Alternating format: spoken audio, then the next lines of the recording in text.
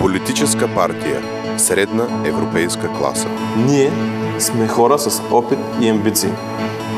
Имаме добри идеи и желание те да работят за вас. Гледам на политиката като на отговорност пред хората и обществото, на които в рамките на своите знания, възможности и опит мога да помогна.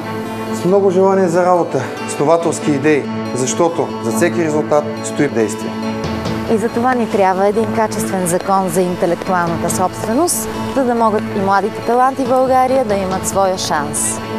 Искам нещата да се променят към по-добро. И аз, както и всички млади хора, да работим и инвестираме в България.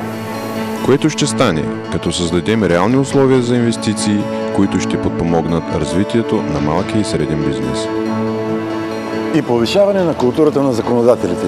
Защото винаги се говори първо за политика, после за икономика, а всъщност от културата на политиците, на икономистите, зависи това как ще живеят хората, по-добре или по-лошо. Рамо до рамо, в името на българския дух и традиции, без политически разногласия. Бъдещето е на знаещите и можещите, на хората с цел.